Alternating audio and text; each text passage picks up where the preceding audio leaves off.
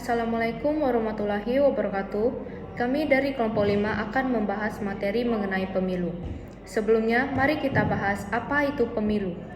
Pemilu adalah sarana pelaksanaan untuk memilih presiden, DPR, DPD, dan DPRD.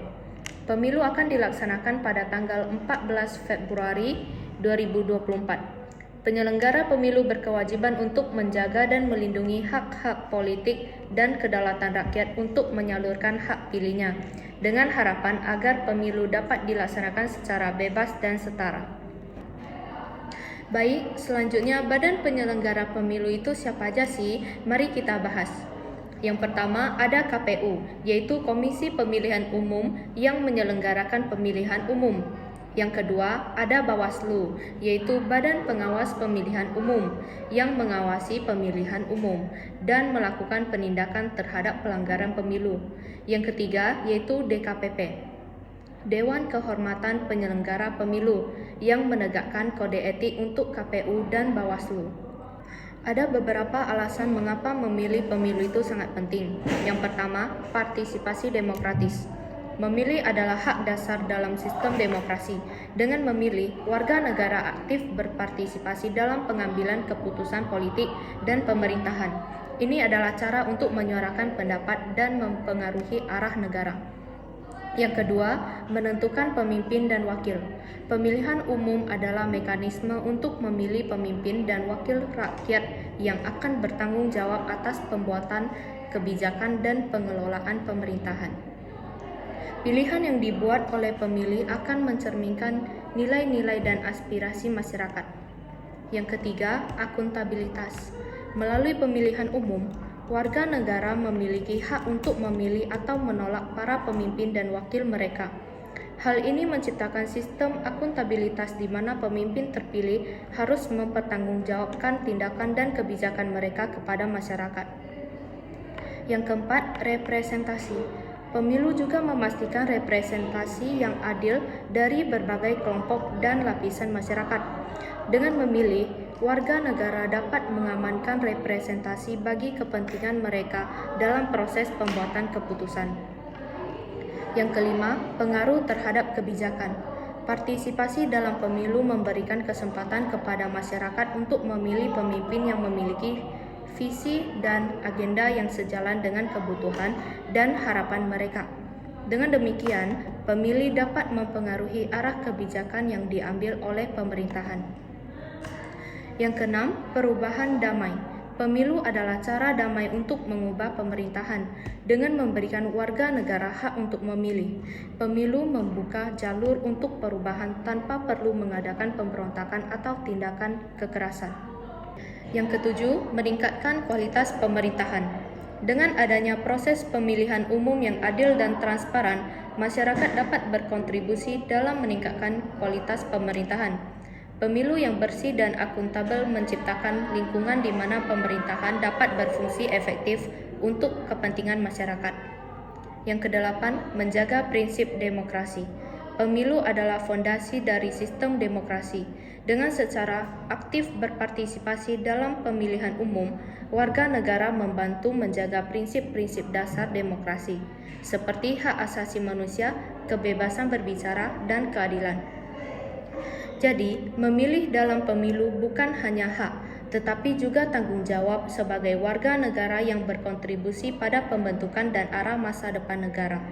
Bagaimana cara memastikan diri terdaftar sebagai pemilih? Mari kita bahas. Yang pertama, buka situs DPT secara online. Ini dapat dilakukan melalui laman https://cekdptonline.kpu.go.id. Selanjutnya, muncul pencarian data pemilih dan pemilu 2024. Kemudian, masukkan nomor induk kependudukan atau NIK dan nomor paspor bagi pemilih luar negeri. Lalu pilih pencarian. Nantinya akan muncul informasi terdaftar nama tersebut sesuai NIK. Selanjutnya, dokumen dan bukti hukum alasan pindah memilih. Yang pertama, menjalankan tugas di tempat lain pada saat hari pemungutan suara.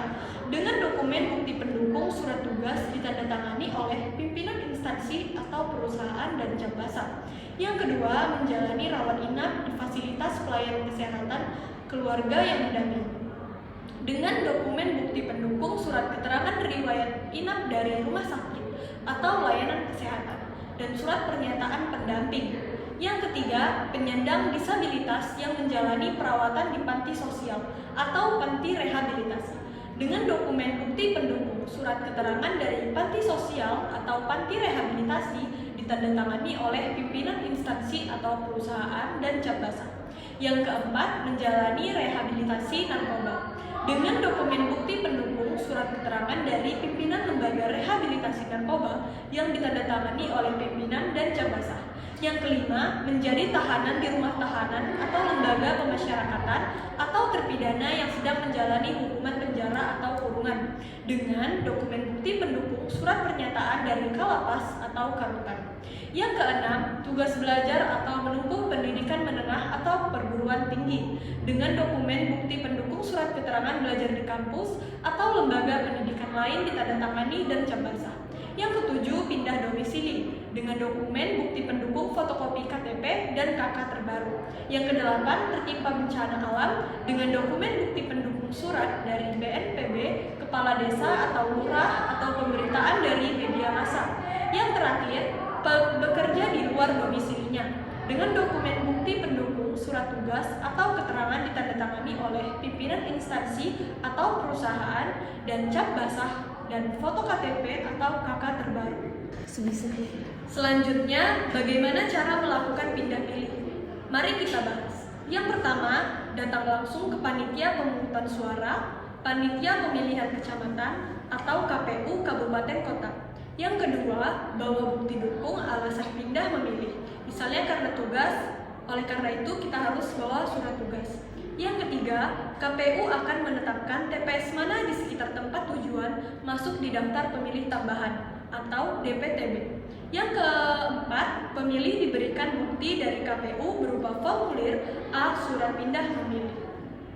Selanjutnya, bagaimana sih cara menjadi pemilih yang cerdas? 5 tips menjadi pemilih pemula cerdas saat pemilu. Yang pertama, pastikan terdaftar menjadi pemilih tetap. Sebagai pemilih yang cerdas, pastikan nama pemilih sudah terdaftar sebagai DPT, yaitu daftar pemilih tetap, atau belum. Salah satu caranya yaitu dengan mengunjungi kelurahan tempat tinggal. Bila belum terdaftar, laporkan agar dapat dimasukkan ke daftar pemilih hasil perbaikan atau DPT-HP. Yang kedua, cari tahu informasi dan rekam jejak para kandidat. Mencari informasi soal para kandidat bisa menjadi gambaran agar mengetahui siapa yang akan dipilih nantinya. Cek jejak kandidat terkait data dari tiap-tiap calon, bukan cuma calon presiden dan calon wakil presiden, tetapi juga calon anggota legislatif. Rekam jejak kandidat juga bisa didapatkan melalui media sosial mereka. Yang ketiga, cari tahu syarat-syarat menjadi pemilih. Untuk terdaftar sebagai pemilih, ada beberapa syarat yang wajib diketahui, yaitu sudah berusia 17 tahun pada hari pemungutan suara, tidak sedang terganggu jiwanya, tidak sedang dicabut hak pilihnya, mempunyai KTP elektronik, dan tidak sedang menjadi anggota TNI atau Polri. Bagi pemilih yang berada di luar Indonesia, pastikan sudah terdaftar sebagai pemilih di wilayah sesuai dengan domisili yang tertera dalam identitas. Namun, dokumen kependudukan dapat diganti dengan kepemilikan paspor. Yang keempat, aktif mengikuti perkembangan informasi soal pemilu. Temukan berbagai informasi seputar pemilu melalui media sosial milik KPU, yaitu lewat akun Instagram, Facebook, Twitter, dan channel YouTube. Yang kelima, jangan golput, turut memberikan informasi seputar pemilu dari sumber yang terpercaya dan mengajak untuk menggunakan hak suara alias tidak golput. Selanjutnya, apa saja larangan dalam pemilihan umum? Yang pertama, politik uang merupakan suatu upaya mempengaruhi orang lain dengan menggunakan imbalan materi, atau dapat juga diartikan jual beli suara pada proses politik dan kekuasaan dan tindakan membagi-bagikan uang baik milik pribadi atau partai untuk mempengaruhi suara pemilih atau voters. Yang kedua, politisasi sara adalah upaya memanfaatkan atau mengeksploitasi sentimen identitas yang menyangkut kesukuan, ras, agama, dan golongan oleh individu dan kelompok untuk kepentingan politik tertentu. Yang ketiga, politisasi identitas adalah politik yang menekankan pada perbedaan-perbedaan yang didasarkan pada asumsi fisik tubuh, kepercayaan, dan bahasa yang menjadi ciri atau tanda khas dari seseorang. Yang keempat, penyebaran berita bohong atau hoax merupakan informasi yang dibuat-buat atau direkayasa untuk menutupi informasi sebenarnya. Dengan kata lain, hoax diartikan sebagai upaya pemutarbalikan fakta menggunakan informasi yang seolah-olah meyakinkan akan tetapi tidak dapat diverifikasi kebenarannya. Yang kelima, kampanye hitam adalah strategi politik atau pemasaran yang bertujuan untuk merusak reputasi lawan atau pesaing dengan menggunakan informasi negatif atau tidak benar. Kampanye semacam ini seringkali menciptakan citra negatif terhadap lawan politik atau pesaing bisnis dengan menyebarkan gosip, fitnah, atau informasi palsu. Dan yang terakhir adalah ujaran kebencian, adalah setiap orang yang dengan sengaja dan tanpa hak menyebarkan informasi yang ditujukan untuk menimbulkan rasa kebencian atau permusuhan individu dan atau kelompok masyarakat tertentu berdasarkan atas suku, agama, ras, dan antar golongan atau sara. Selanjutnya adalah himbauan dan mekanisme pelaporan bila ditemukan kecurangan dalam pemilu. Ada 4 cara untuk melaporkan penemuan pelanggaran pada pemilu. Yang pertama, mendatangi dan melaporkan pelanggaran yang diketahui kepada pengawas pemilu terdekat. Yang kedua, dengan mendatangi langsung ke tempat Bawaslu tiap masing-masing daerah. Yang ketiga, melalui WhatsApp Bawaslu, dan yang keempat melalui aplikasi Bawaslu. Bisa kita lihat di sini, Bawaslu itu berfungsi mengawasi pemilihan umum dan melakukan penindakan terhadap pelanggaran pemilu. Apa saja prinsip-prinsip pemilu? Yang pertama, mandiri. Pemilihan umum harus diselenggarakan secara mandiri oleh penyelenggara, yaitu Komisi Pemilihan Umum atau KPU dan Badan Pengawas Pemilu atau Bawaslu, dalam rangka menjaga netralitas dan independensi. Yang kedua, proporsional. Pemilihan umum harus mewakili berbagai kepentingan dan aspirasi masyarakat secara proporsional, baik dalam hal perwakilan partai politik maupun masyarakat umum. Yang ketiga, jujur. Pemilu harus dilaksanakan secara jujur, bebas dari kecurangan, penipuan, atau manipulasi hasil pemilihan umum. Yang keempat, profesional. Penyelenggara pemilihan umum harus bertindak secara profesional dalam menjalankan tugas dan fungsi mereka dengan mematuhi kode etik dan standar kerja yang ditetapkan. Yang kelima, adil. Harus dilaksanakan secara adil tanpa diskriminasi, memastikan kesempatan yang sama bagi semua peserta pemilihan umum untuk kompetisi secara adil. Yang keenam, akuntabel. Penyelenggara harus bersikap dan harus bertanggung jawab dan dipertanggungjawabkan atas tindakan dan keputusan yang diambil dalam penyelenggaraannya. Yang keempat, kepastian hukum harus dilaksanakan berdasarkan hukum yang berlaku dengan adanya ketentuan yang jelas dan dapat dipahami oleh semua pihak yang terlibat. Yang kedelapan, efektif. Penyelenggaraan pemilihan umum harus efektif dan dalam mencapai tujuan-tujuan yang telah ditetapkan, termasuk dalam hal partisipasi memilih, keamanan, dan integritas pemilu. Yang kesembilan, tertib. Pemilihan umum harus dilaksanakan secara tertib, menjaga ketertiban dan keamanan selama proses berlangsung. Yang kesepuluh, efisien. Penyelenggaraan harus dilakukan secara efisien dengan memanfaatkan sumber daya yang tersedia secara optimal. Yang kesebelas, terbuka. Harus dilaksanakan secara terbuka dan transparan dengan memberikan kesempatan bagi partai politik, calon, dan pemilihan untuk memperoleh informasi yang diperlukan tentang proses pemilihan umum. Semua prinsip ini bertujuan untuk memastikan terlaksananya pemilihan umum yang demokratis, adil, dan dapat dipercaya oleh masyarakat. Berikutnya adalah fungsi-fungsi pemilu. Yang pertama, berfungsi untuk melaksanakan kedaulatan rakyat dengan memungkinkan warga negara secara langsung memilih wakil-wakil mereka di pemerintahan. Selanjutnya, membentuk pemerintahan yang berlegitimasi karena memberikan legitimasi kepada pemerintahan yang terpilih secara demokratis. Di sisi lain, pemilu memiliki peran penting dalam menentukan perwakilan rakyat dengan memungkinkan warga negara memilih wakil-wakil mereka di lembaga legislatif. Selain itu, berperan dalam menguatkan demokrasi dengan memberikan kesempatan kepada rakyat untuk berpartisipasi dalam pemilihan pemimpin dan menentukan kebijakan negara.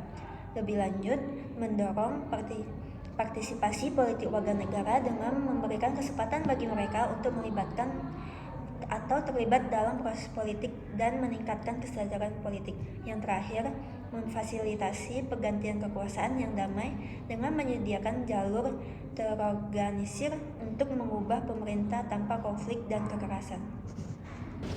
Baik, di sini kami akan menjelaskan profil para capres dan cawapres 2024. Dan di sini saya akan menjelaskan capres dan cawapres nomor urut 1 pada Pilpres 2024 mendatang. Mengutip laman resmi Kemdikbud, Anies Baswedan lahir di Kuningan, Jawa Barat pada 7 Mei 1969. Ia menempuh pendidikan sarjana bidang ekonomi di Universitas Gadjah Mada UGM tahun 1985 hingga 1995. Kemudian melanjutkan pendidikan dalam bidang keamanan internasional dan kebijakan ekonomi di School of Public Affairs, University of Maryland College Park tahun 1997. Ia meraih gelar masternya pada Desember 1998. Setelah lulus dari Maryland, ia mendapatkan beasiswa melanjutkan kuliah dalam bidang ilmu politik di Northern Illinois University pada tahun 1999. Lalu lulus dengan meraih gelar PhD-nya pada 2004. Anies pernah menjabat sebagai Direktur Riset The Indonesian Institute, sebuah lembaga penelitian kebijakan publik. Selain itu, ia juga pernah menjabat sebagai Rektor Universitas Paramadina. Karir politiknya diawali dengan dilantiknya Anies sebagai Menteri Pendidikan dan Kebudayaan pada Kabinet Indonesia Maju yang diusung Jokowi. Lantas, ia menjabat sebagai Gubernur DKI pada tahun 2017 sampai 2022. Sementara, mengutip laman resmi DPR RI, Muhaimin Iskandar atau yang lebih dikenal sebagai Caimin merupakan seorang yang aktif dalam bidang politik. Karir politiknya terakhir yaitu sebagai Ketua Umum Partai Kebangkitan Bangsa atau PKB.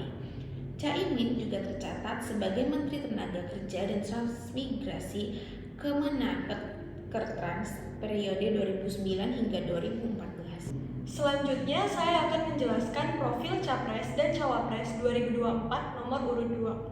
Pasangan Capres-Cawapres nomor urut 2, Prabowo Subianto, Gibran Rakabuming Raka, dinilai sebagai pasangan yang saling melengkapi. Pasalnya, Gibran yang saat ini berusia 36 tahun dianggap mewakili harapan anak muda Indonesia. Latar belakang karir dan pendidikan keduanya juga dianggap mampu membawa Indonesia berjaya di tingkat internasional. Berikut profil singkat Prabowo Gibran yang berhasil kami rangkum dari berbagai sumber.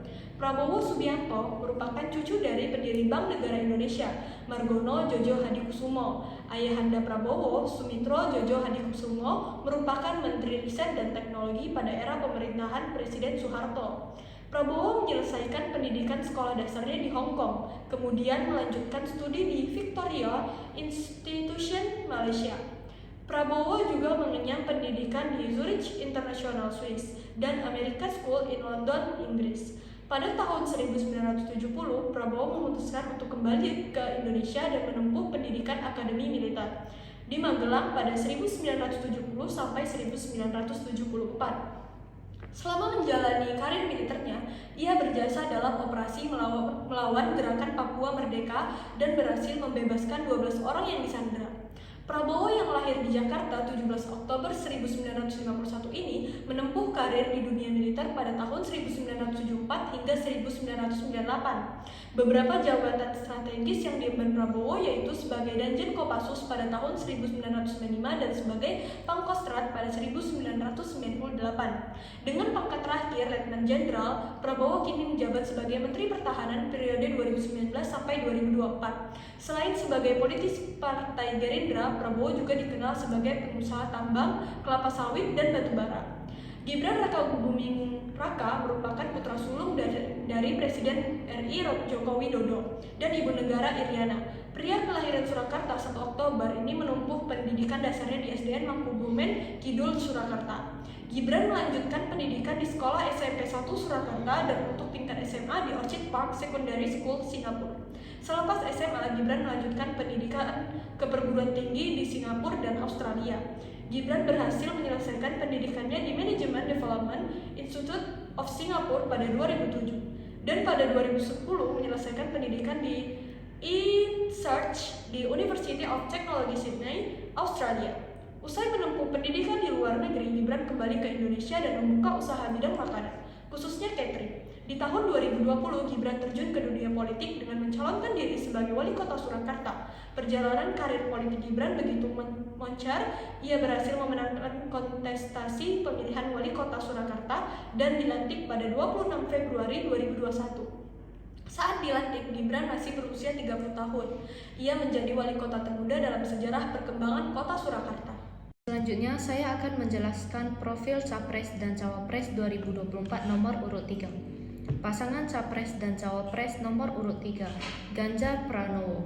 Ganjar Pranowo adalah politisi dari Partai Demokrasi Indonesia Perjuangan atau PDIP.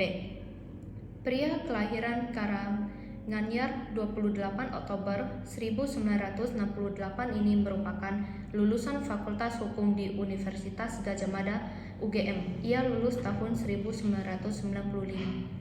Sementara itu, Ganjar meraih gelar S2 bidang ilmu politik di Universitas Indonesia UI. Sebelum benar-benar terjun ke dunia politik, karir Ganjar Pranowo diawali dengan menjadi konsultan HRD PT Prakarsa tahun 1995 sampai 1999.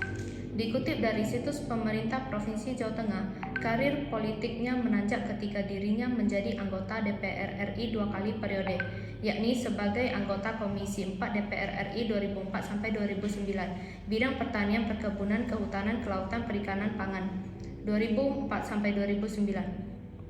Kemudian menjadi Wakil Ketua Komisi 2 DPR RI bidang pemerintahan dalam negeri, otonomi daerah, aparatur negara, reformasi birokrasi, pemilu, pertahanan, dan reformasi agraria tahun 2009 sampai tahun 2013. Ganjar juga pernah menjabat sebagai anggota Pansus Angket Bank Senturi di DPR RI 2009 sampai 2010. Kemudian anggota Timwas Senturi di DPR RI 2010 sampai 2013. Ketua Pansus RUU tentang Partai Politik di DPR RI 2007 sampai 2009. Ketua Pansus tentang MPR, DPR, DPD, dan DPRD di DPR RI 2007 sampai 2009, maupun anggota Badan Legislasi DPR RI 2004 sampai 2010. Ia pun pernah didapuk menjadi Sekretaris Fraksi PDIP MPR RI 2009-2010, Sekretaris 1 Fraksi PDIP DPR RI 2007 sampai 2009, serta Wakil Sekretaris Fraksi PDIP DPR RI 2010 sampai 2013. Dan terakhir ia menjabat sebagai Gubernur Jawa Tengah 2 periode, 2013 sampai 2018 dan 2018 sampai 2023. Sementara itu, dalam kehidupan pribadinya, Ganjar merupakan suami Siti Atiko Supriyanti. Pasangan ini telah memiliki seorang anak bernama Jiniden Alam Ganjar.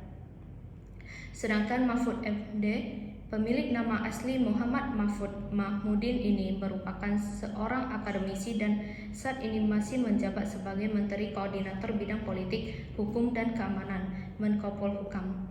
Putra dari pasangan Mahmudin dan Siti Khadijah ini menyelesaikan kuliahnya sebagai sarjana hukum tata negara di Fakultas Hukum Universitas Islam Indonesia UII Yogyakarta pada 1983.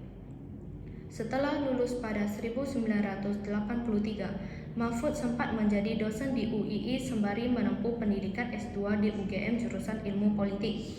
Ia kemudian meraih gelar magister pada 1989. Tak sampai di situ, pria kelahiran Sampang, Madura, Jawa Timur pada 13 Mei 1957 ini juga melanjutkan pendidikan S3 di UGM jurusan Ilmu Hukum Tata Negara dan lulus pada tahun 1993. Karirnya semakin cemerlang ketika Mahfud dikukuhkan sebagai guru besar bidang politik hukum pada tahun 2000, tepat di usianya yang ke-43.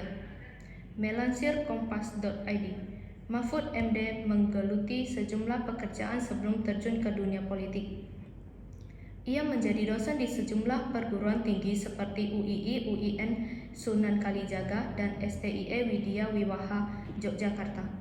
Ia juga pernah memegang jabatan akademik, diantaranya pembantu rektor 1 UII tahun 1994 sampai 2000, direktur atau guru besar Fakultas Hukum UII tahun 1996 sampai 2000, dan rektor Universitas Islam Kadiri tahun 2003 sampai 2006. Dalam karir politiknya, Mahfud memiliki pengalaman di berbagai lembaga, yakni eksekutif, legislatif, dan yudikatif.